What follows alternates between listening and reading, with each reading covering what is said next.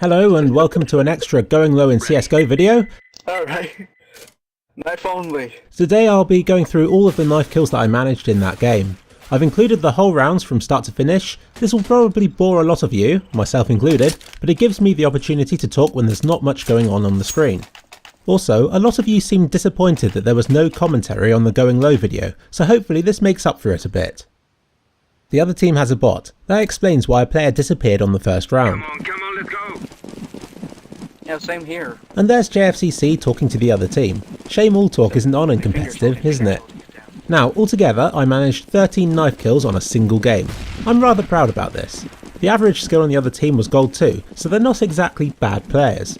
I wouldn't be able to manage even half of these kills in most games at this level, but I do think that there's a lot to be said for insanely aggressive rushing. Here comes their first kill now. I think their main problem is how disorganised they are. We were able to rush straight up mid into their spawn before we were spotted. And down goes Sicko. He's an AK level player and was obviously caught completely off guard by this knife tactic. Probably didn't expect it from a gold 2 game. Going low, I've discovered how devastatingly effective P90 rushes are. Rush as quickly as you can, and about 80% of the time you can catch them off guard and really tear down the other team's defences. Not only am I just using a knife, I'm only using the primary fire. This takes 5 hits to kill somebody from the front, but only 2 from behind, as shown in my recent 3-clicks Philip video. A downside to this always attacking approach is that you cause a lot of friendly fire. I ended up doing all sorts of weird tactics in this game to try and prevent team attacking others. As you can see, I'm playing with 0 distractions. All I have to focus on is running towards the enemies. I don't have any grenades, I don't even have to press the fire button, it's always held down. Here comes another kill. If you look carefully here, you can just about make out the guy in the rafters. I don't believe I noticed him when playing this game though. Checking the rafters was just a lucky turn of events.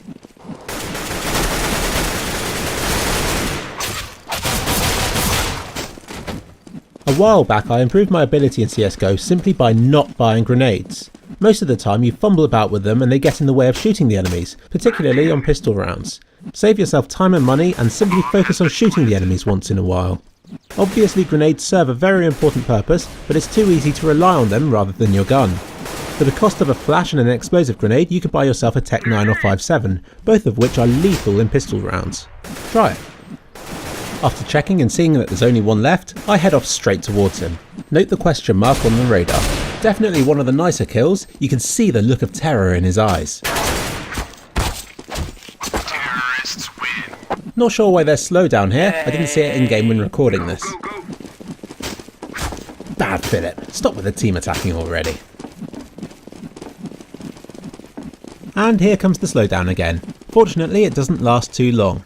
Definitely one of the more cowardly rounds from myself. I don't want to be kicked for team attack, but at the same time I don't want to simply run and die every time, ruining a potentially amazing game. The problems you face when going low.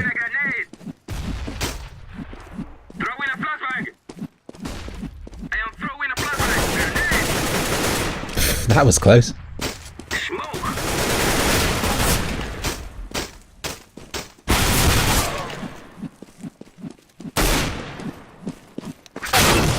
And that's the halfway point for the Going Low video before I cut to the flashback scene.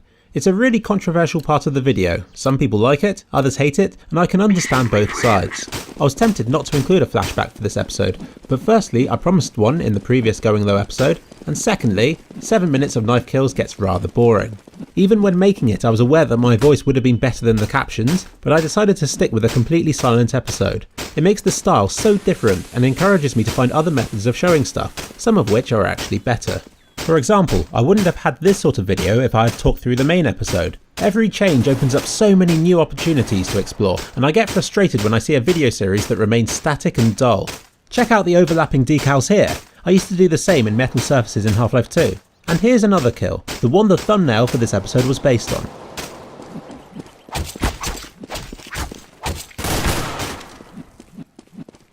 A bit of a moral dilemma here. Do I stop knifing to plant the bomb? Yes, I decided that was reasonable. Then back to knifing again, and some very fortunate timing. This sort of stuff never works if you're playing properly.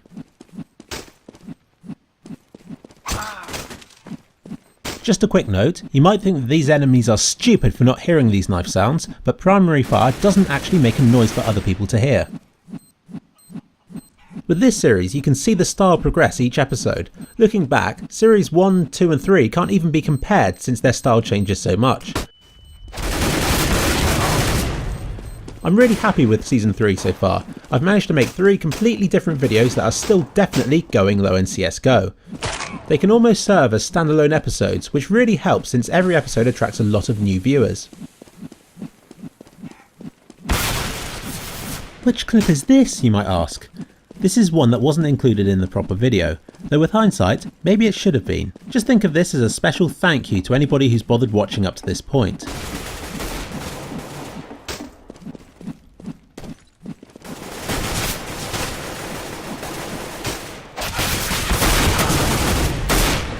So many opportunities. What if the enemies had been distracted? What if there was a second knifist following behind me? Sadly, we'll never know. As you can see, I've now become quite proficient with avoiding friendly fire. This was a very odd game for a number of reasons. Everybody seemed completely silent throughout, not to mention that it was strangely easy. I think I made the most of it. It's amazing how empowering being a knife maniac is, and in the game. In the CSS days, to help with rushing, we'd assign somebody as that suicidal berserker bloke from 300, whose sole aim was to punch a hole through enemy lines. It worked brilliantly for one game where I was that person for the whole time. The other team was terrified. However, it didn't exactly work wonders for my score, so we decided to take in turns to fulfill the role. Heads up, here come the enemies. I'll continue with this story later.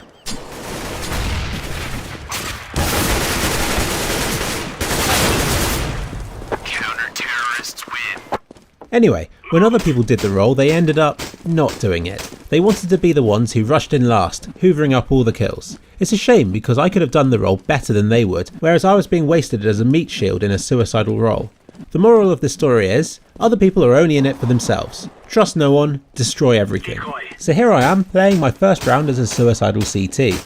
It's quite a long-winded round in some ways, since the enemies ended up going A, but the one kill I get is a good one. I deliberately filmed it in going low so that you couldn't see the fight itself. I felt that this gave it a cinematic, dark, but amusing tone. Now you'll see it through my eyes.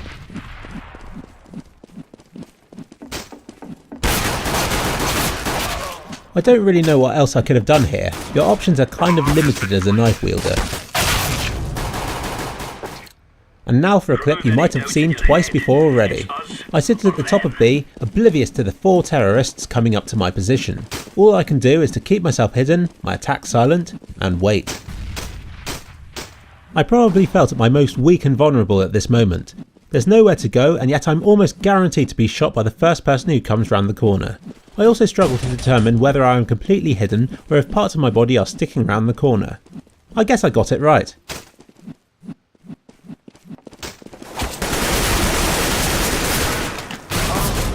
I definitely got lucky with that kill.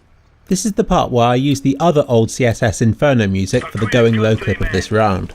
Some guy on our team gets a double AWP kill and I managed to mop up the rest with my knife. I'm not too happy with how this one turned out. I think I could have filmed it better. Once again I had a huge amount of luck and definitely shouldn't have managed to pull this one off.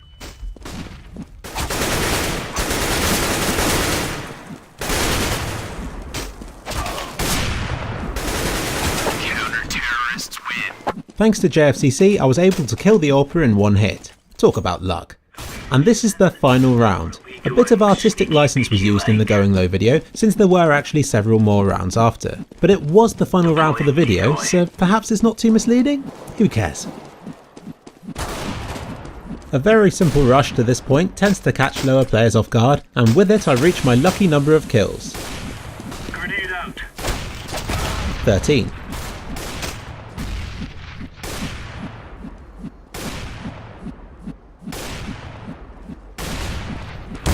And then I die.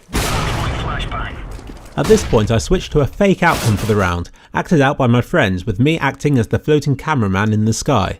The reasons for this are obvious. It means that I can get an ending to the video that nicely mirrors the one at the beginning of the going low video.